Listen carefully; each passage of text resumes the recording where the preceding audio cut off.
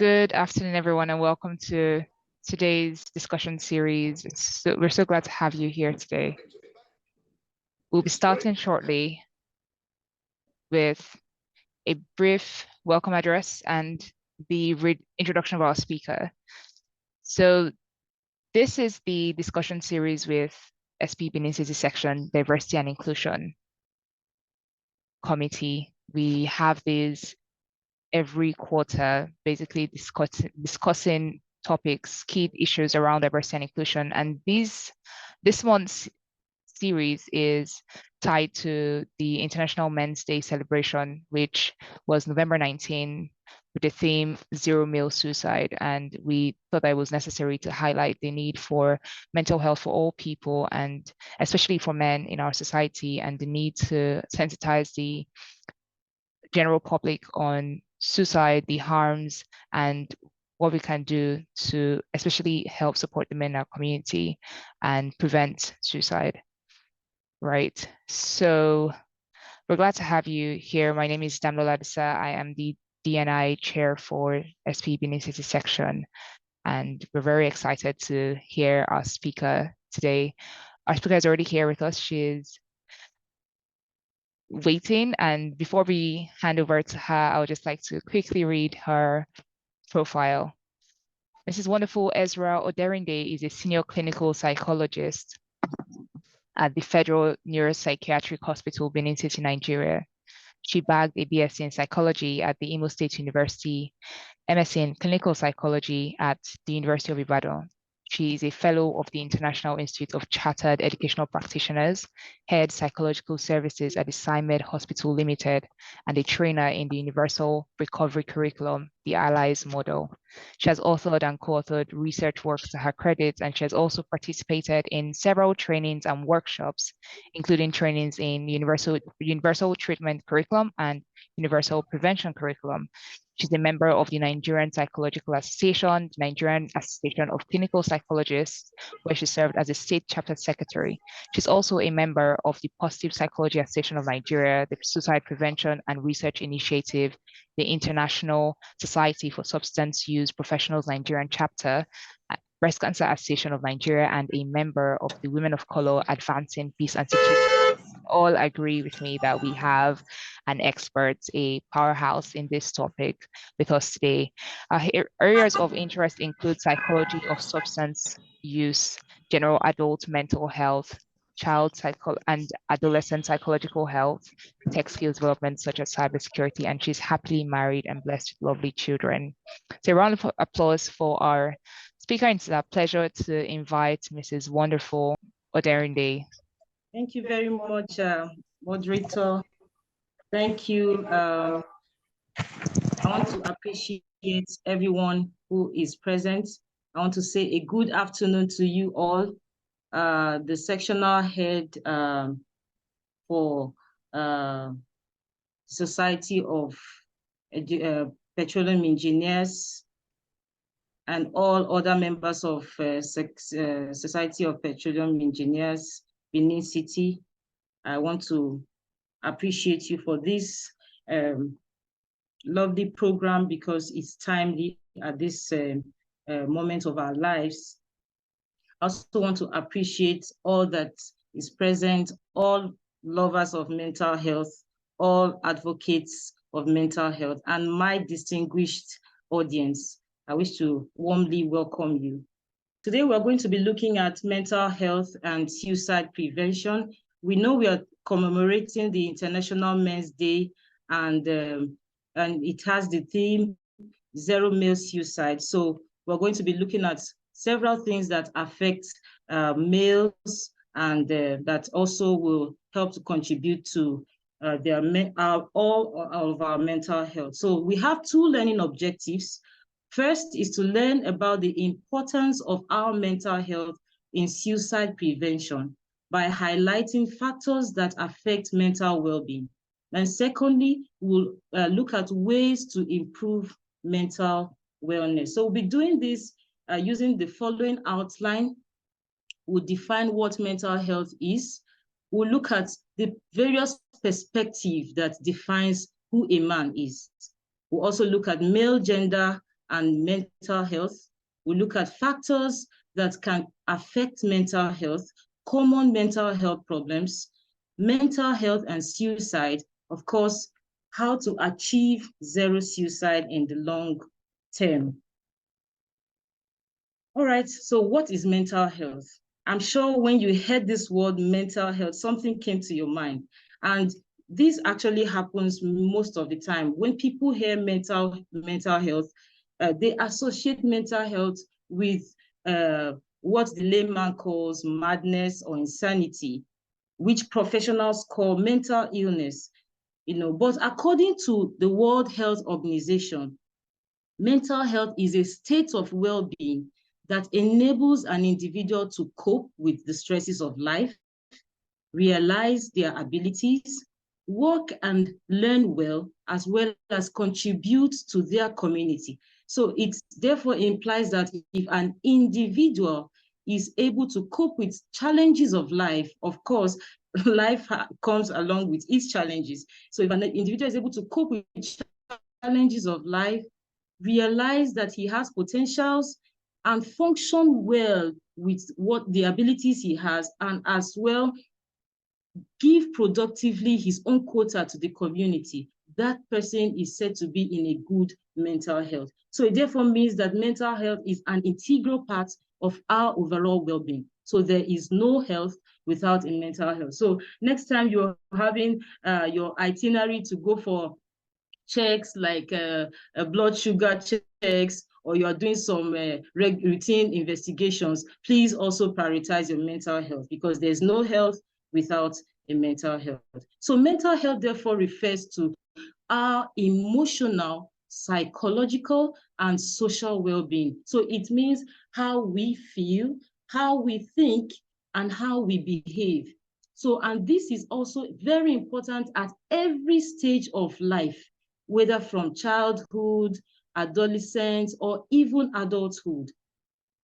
Because each of these stages come with their challenges, and the male gender is also very key in addressing these mental health challenges. If the male gender is able to, mental health issues are able to be identified in them at each of their stages of development, then they will be able to scale through. So, and these mental health issues should not be masked.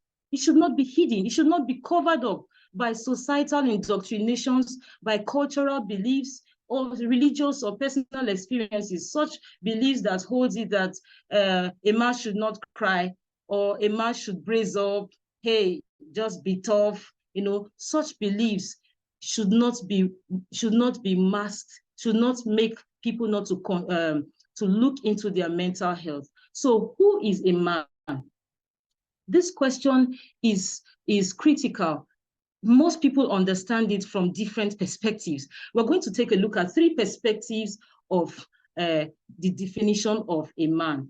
First is the societal and cultural perspective of who a man is. And this perspective it varies across different cultures and historical periods. It actually places emphasis on traits such as strength, such as independence, assertiveness on the male gender.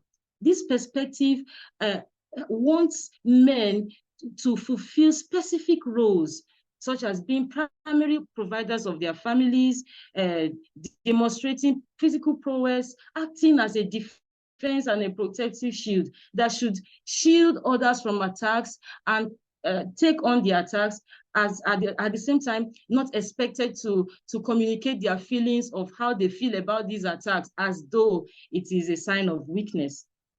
Now, the second perspective of who a man is an interplay between biological and physiological processes. So it means that what defines a man biologically is determined by specific sex chromosomes, secondary sexual characteristics such as deep voice, heavier musculature, hair growth on the face, and that is like causes a kind of changes and makes the young boy look like he's an adult male.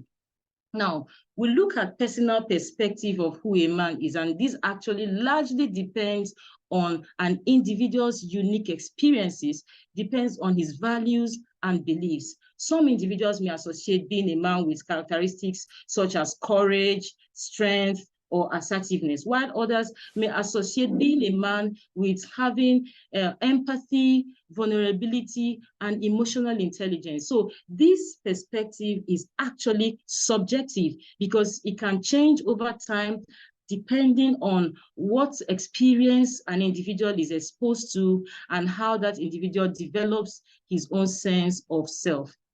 So with this understanding, every man should actually see himself with his own uniqueness. Every man should realize that he is first human that has emotions, that those emotions need to be expressed. He's first human that has strengths. Those strengths need to be maximized. He's human that has weaknesses. Those weaknesses need to be improved upon. So men should also know that they have roles at each stage of their life. These roles actually should not be, they shouldn't be placed under any sort of pressure, either from the society or from that even they've imposed on them their own self.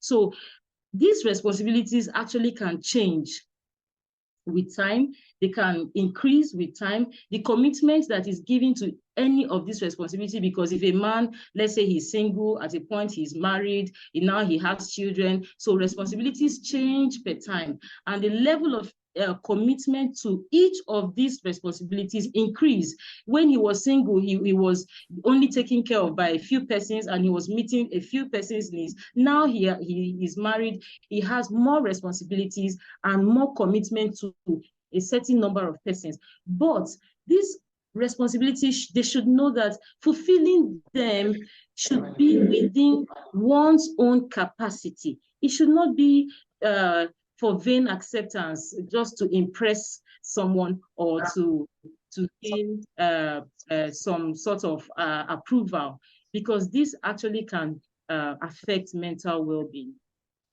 So now we're going to take a look at the male gender and mental health. Now, it's important to state here that mental health issues affect individuals across board, and there's no gender that is immune to experiencing mental health concerns. However, societal expectations and gender roles place some pressure on men, and this pressure wants them to, the society expects men to conform to some certain behaviors, like being strong, being self-reliant, not telling anybody that you have some problems so that they don't see you as weak, you know. And these kind of expectations sometimes make some men not to seek help when they are actually in need of help. Stigma is another aspect. Stigma prevents men from seeking help or even discussing their mental health struggles. And it could be as a result of perceived weakness or false belief that a mental health or somebody who has mental health issue is as a result of his own personal failure. Now, I want you to take a look at this statement: real men don't cry. But that statement is actually false, because real men actually talk about their mental health challenges. Real men cry. Real men can speak out. Real men have emotions, and they can talk about how they feel at any point in time. So let's take a look at the factors that affect mental health. There are several factors that affect mental health. We'll look at a few of them. One is traumatic experiences. Studies have shown that men are more likely to experience certain physical trauma than women. Women, on the other hand, experience more on emotional trauma. So the physical trauma that men experience, such as combat-related trauma, physical violence, accidents, all these can actually contribute to having some mental health issues. We also look at substance use. So this has also shown that men are more likely to turn to substance use as a coping mechanism for mental health issues, either directly or indirectly, or knowingly or unknowingly. Someone may have an existing mental health issue or symptoms and may take a substance and feel some form of relief, a subtle relief, and decide to continue using this substance. This can actually worsen mental health symptoms and lead to a cycle of addiction. And that's another aspect of mental health problem. So there are also other factors that can affect mental health. Another is social isolation. Then the men may actually be at risk of social isolation because they tend not to share their feelings, and that will make them feel lonely and even depressed. Take an example from people around. It's been noticed that aged women are more likely to be around their children than their male counterparts, because of perceived ego. Other factors such as work-related stress, relationship breakup, and economic challenges. Of course, we are very much aware of the economic challenges that we are currently facing in the world and even in Nigeria. So things like poverty, unemployment, and limited access to health care and mental health services can actually add additional stressors on the male gender, and of course on any gender. So let's take a look at common mental health problems that affect people across board. One is depression. Depression is a mood disorder.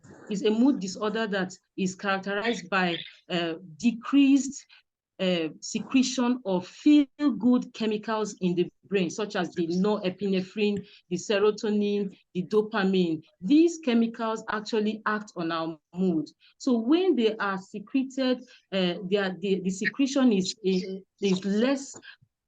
The individual may experience feelings of sadness, low energy, lack of or poor sleep, lack of interest, even in pleasurable activities that he previously enjoyed.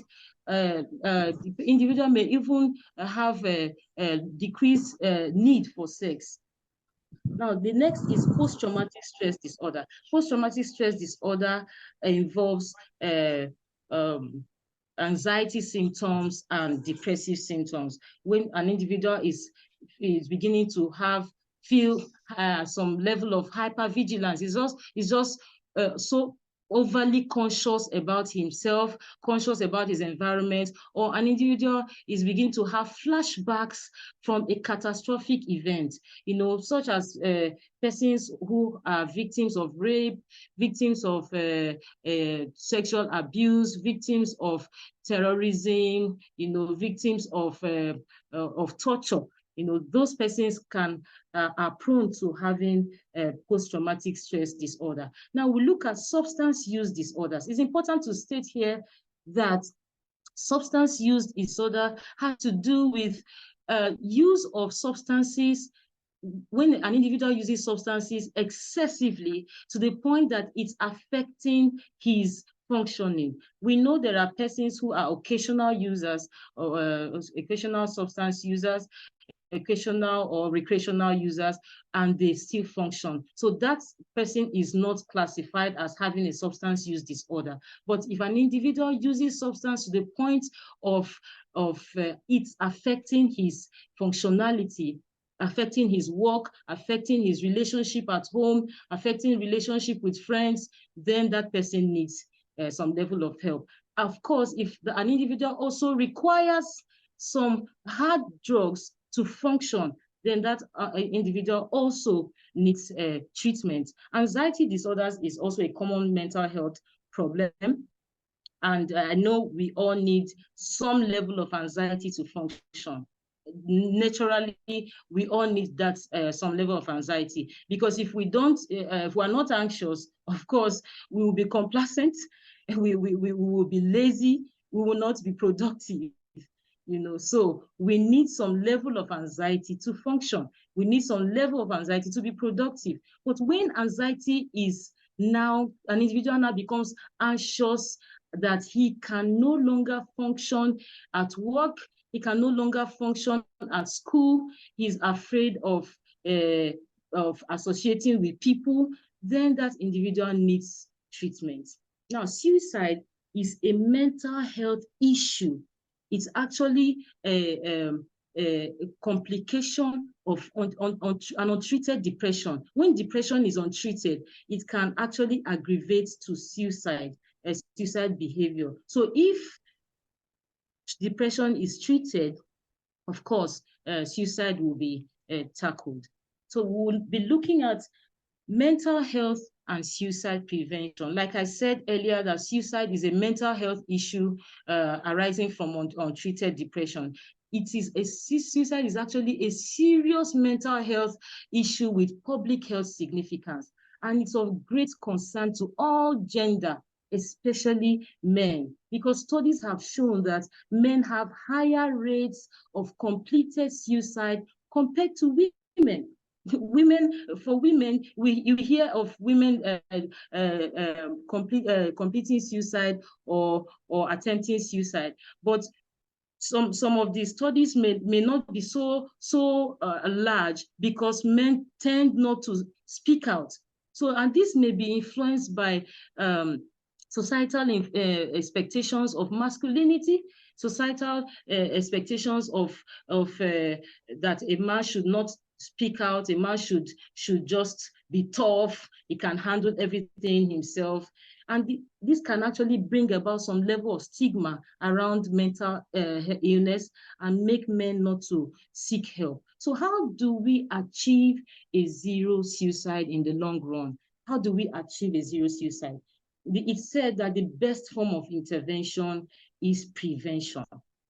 And there's a saying that prevention is better than cure, So, but to achieve prevention, to prevent suicide, we need mental health awareness such as this, and it should be done regularly. It should be all-encompassing, both the children, adolescents, adults, women. We need mental health awareness in our religious institutions. We need mental health awareness in our workplaces. And men should also see themselves as humans first, humans that have emotions, humans that have strengths, humans that have weaknesses, and they should know that these emotions should be expressed. These emotions should be expressed to anyone at any time, especially someone that can be of help. And because if men know that these emotions should be expressed, it will curb the stigma associating with speaking up. Then the idea that mental health is a form of weakness should be discouraged at all levels, because there are persons who have mental health challenges that are productive, and persons with mental health issues can be very productive if they seek help. So everyone is actually at risk of developing a mental health condition. So long as you and I have a brain, we are at risk of developing a mental health condition at any given time, given the circumstance. Now, people should also break out of the society's ideology of be a man, brace up, why are you acting like a woman? Maybe a man is trying to show emotion, and a fellow man is, hey, why are you acting like a woman? I've had encounters in sessions when a man reports himself and a woman right there is saying, why are you crying? Be a man. And I'm just wondering, the society's ideology of this be a man thing, real men should not talk. People should break out of them. We should move into an identification of you. Who are you? Who are you? What are your strengths? What are your weaknesses? What are the things you can handle? Know yourself and be yourself, because we all have different thresholds for stress. Man B should not say, because man A was able to handle or surmount this challenge, I should be able to handle it because I'm a man. No, we all have different thresholds for stress. So know yourself, know your weakness, and be yourself. Another way to achieve zero suicide in the long run is seeking help. This is very, very important. You seek help from mental health professionals, seek help from psychiatrists, seek help from psychologists. Sometimes when people hear psychiatrists, their tentacles rise. Oh, I'm not insane. Seek help from professionals. In seeking help, you can also talk to a confidant, talk to someone who may have an idea to solving your problem objectively. Another way is to enjoy the company of support groups. We have support groups in organizations. We have support groups in religious institutions. We have support groups even in our community, in our neighborhood. So enjoy the company of support groups. That will help strengthen mental wellness rather than shying out from people and being alone. One other way to achieve zero suicide in the long run is developing conflict resolution skills. It has been noted that one of the things that affect mental health is conflict in relationships. So if effective conflict resolution skills such as active listening, that is listening with both your ear and your heart, not listening with your ear and just saying, I'm hearing, I can hear you, but you have you have what you want to do in your mind. And even if what the person is saying will be of benefit to the situation, you are actually not going to take it in. So listening actively, both with your ear and your heart, expressing needs and concerns calmly. That is saying what you really need. Don't beat about the bush. Say the actual problem. What is the problem? What do I find difficult? What are my triggers? What are my challenges? Finding out mutual agreeable solutions. In conflict resolution, the two parties or whoever is involved should be able to shift ground. Each person should be able to make some adjustments and have a common ground to solving the problem. So this has been said to contribute to healthier relationships, and also it reduces stress. One important aspect of curbing suicide or preventing suicide is developing emotional intelligence. I hear people say most of the times, and yes, people really desire intelligence quotient. Some persons say, oh, I want to have a high IQ. When I'm sometimes conducting an IQ assessment for a client, the person will be like, I know my IQ is going to be high. Oh, and after everything and the questions is gone, and the person will be like, oh, I'm not happy. I hope I didn't mess up. Some persons are so desirous of having a high intelligence quotient, but it says that where intelligence quotient can take you, you need emotional intelligence to sustain it. So the ability to recognize, understand, and manage your own emotion and the emotions of others is very important. Know what triggers you. Understand how you feel. Understand what makes you pissed off, what gets you upset. Also understand that the same way you have these emotions, there are other persons who can also be triggered by your action or by your inaction. So understanding your own emotions and emotions of others and knowing how to manage them is very important, because that's why we talked about self-awareness and self-management. These are the components of emotional intelligence. So the last in this list is recognizing nonverbal communication. So before I take that, I want you to take a very close look at this video. Some persons could not hear the video, but you could see it. All right. So this video is actually that from the Norwich Football Club. I know that the football fans amongst us would be familiar with this football club. It's actually a football club from in England, and it's an English professional football club. Now, if you take a look at these men in this video, from the beginning of the video, there are two men amidst many other fans, and they all came for the same purpose. They all came for the same purpose. If you take a look at the man and on the other side that is on the jacket, he seems to be silent. He seems to be mute. The next time they are together, he has taken off his jacket. Just look at him very closely. He speaks less. His face cap is off his head. He's trying to cope with some challenges. He's even trying to hold back his tears.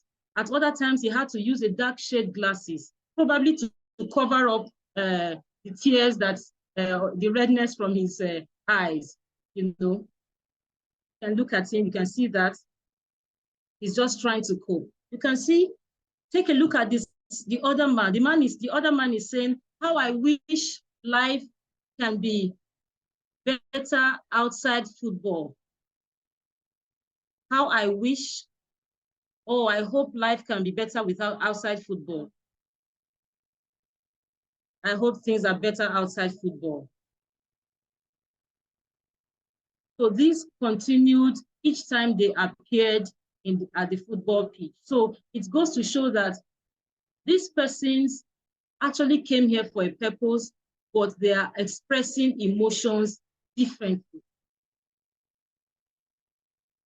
Okay, let's continue. You can see at the point that they were of the excitement, the other man handed his muffler to his colleague, and his colleague wanted to return it, but he was like, just keep it. So, and now at another time that they are supposed to also come together, someone is missing. I'm sure if you looked closely at this video, at the first time I watched this video, I was wondering, could it be the man that was silent that was actually missing? I had to look at it over and over. The man that was silent had few or no words. His communication style, his nonverbal cues were just that of cleaning his eyes, taking off his face cap, wearing dark shade glasses. And that shows that this person had problems that he was unable to share. But looking at the other man who seemed so excited, he had an exciting disposition, and the disposition looked so much that he doesn't have a problem. But you can spot his words. His words were also few, but with deep meaning.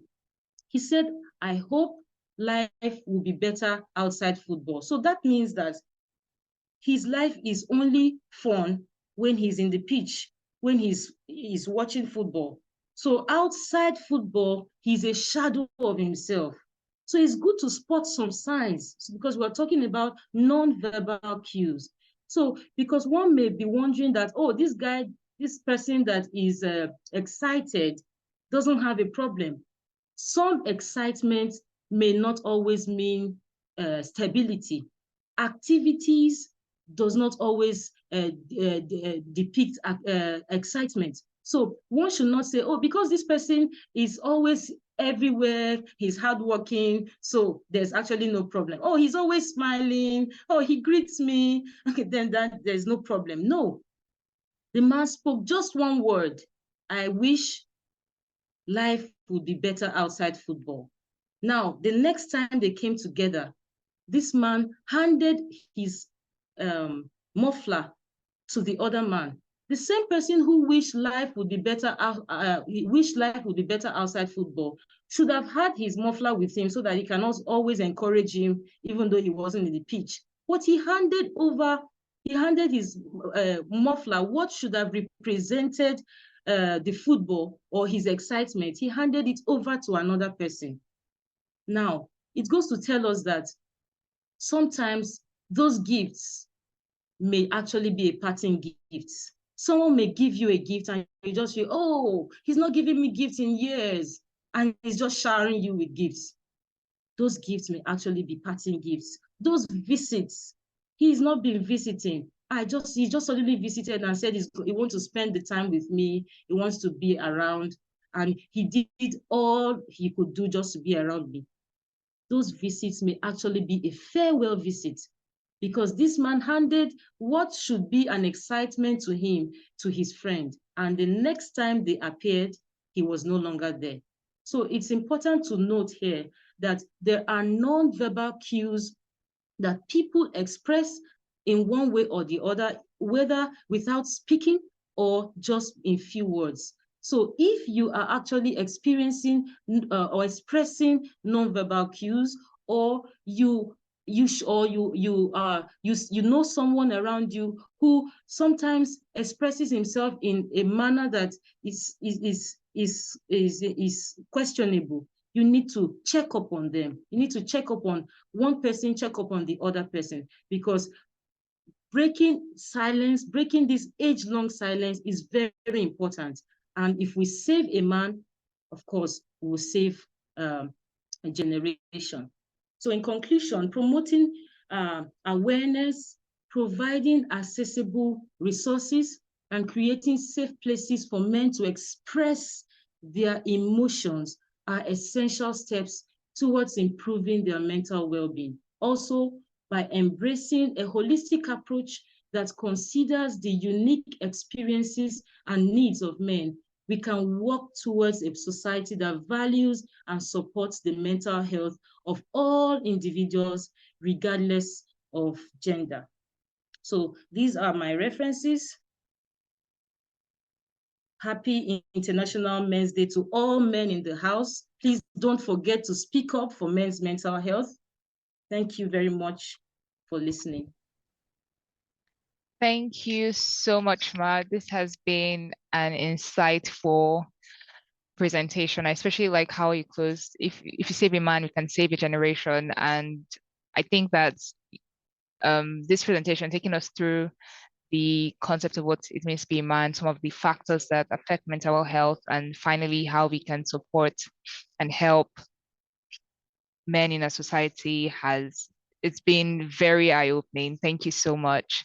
So it's time for questions now. And there's a question in the chat box. So please, if you have questions, you can drop them in the chat box. The first question we have says, how do I support someone who is having suicidal thoughts? The person is asking, how do you support someone who is having suicidal thoughts? Oh, yes. Beautiful.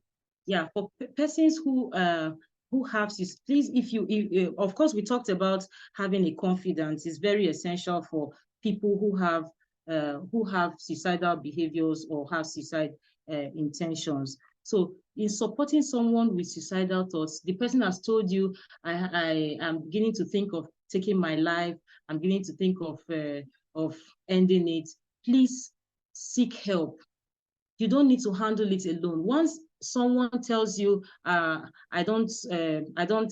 no longer comfortable with this world, it's a red flag and needs urgent attention.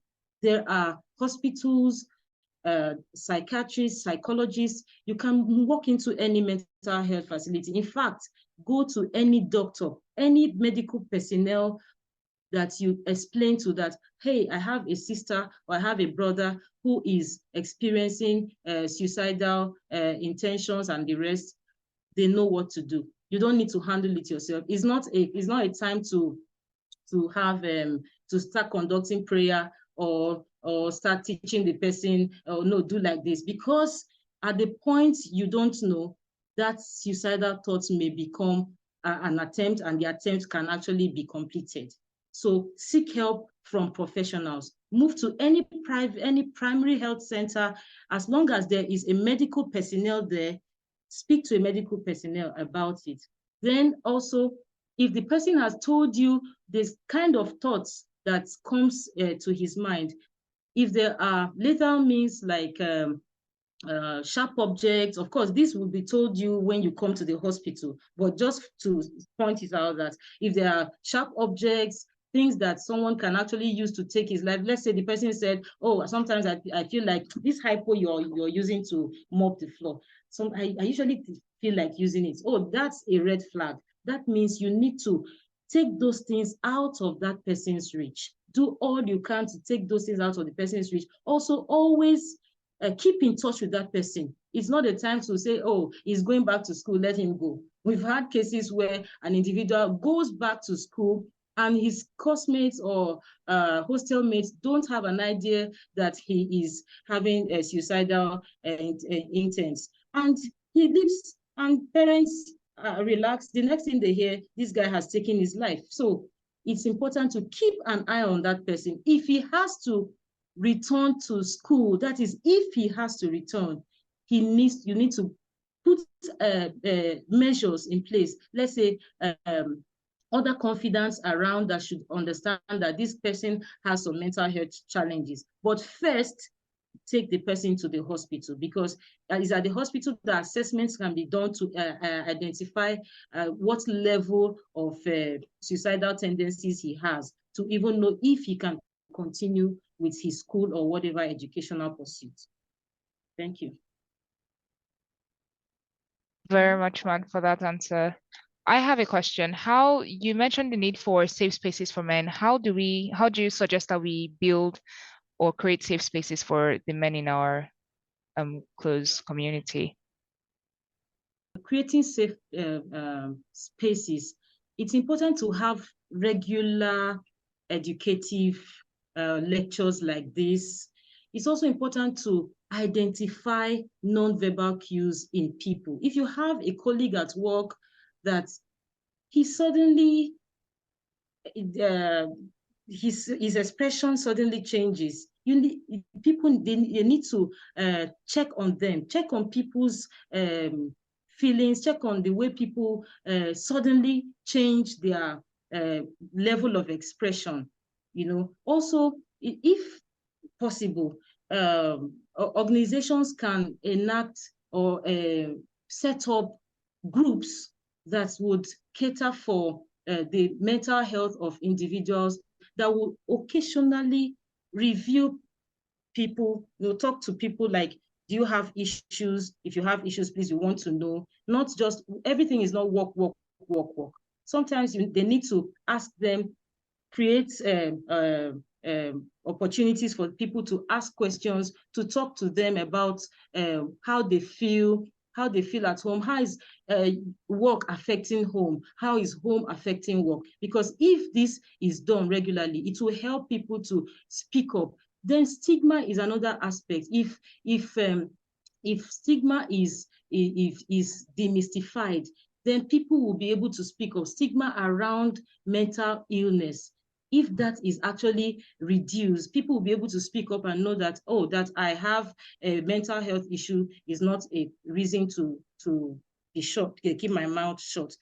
So people should also be encouraged to seek counsel, just the same way organizations regularly say, go for check. Oh, we find out that there are some things that are happening around your work. We want to examine you, want to, maybe you set up a panel just to either victimize somebody. The same way, if someone his productivity at work is beginning to become minimal, person should be encouraged to go for check, should be encouraged to seek help. Oh, we discovered that you used to be productive before. Now your productivity is now less.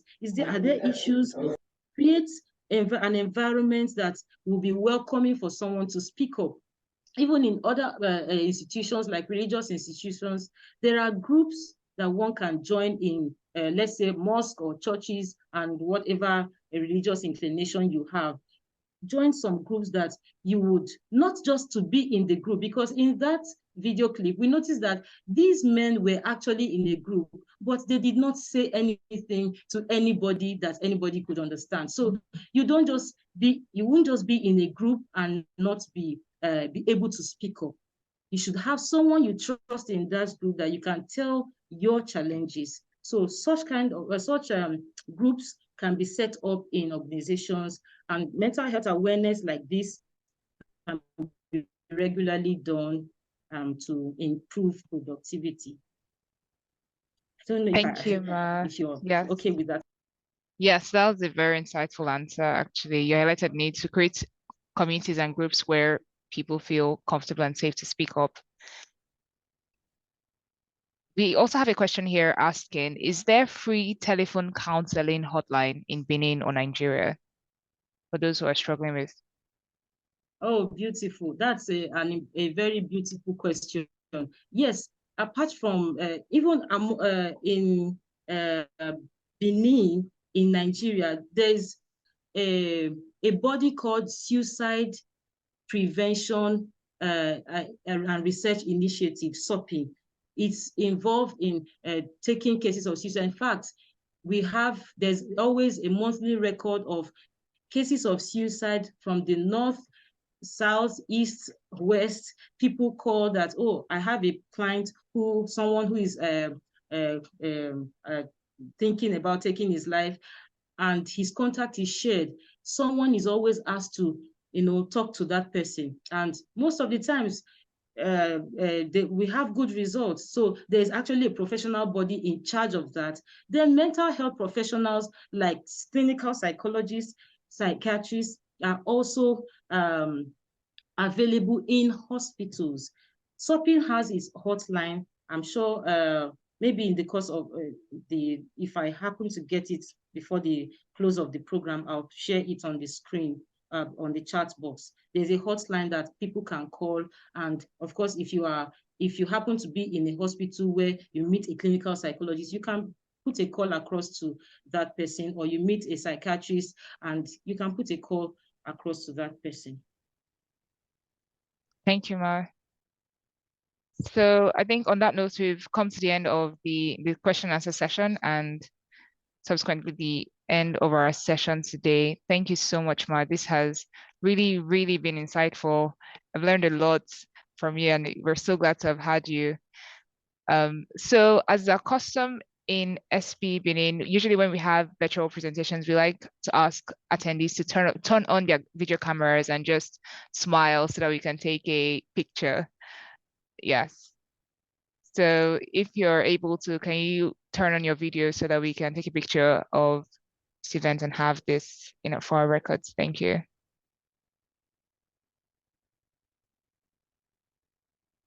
All right, so on the count of 5, I'm going to take the picture. All right, so yeah, 1, 2, 3, 4, 5.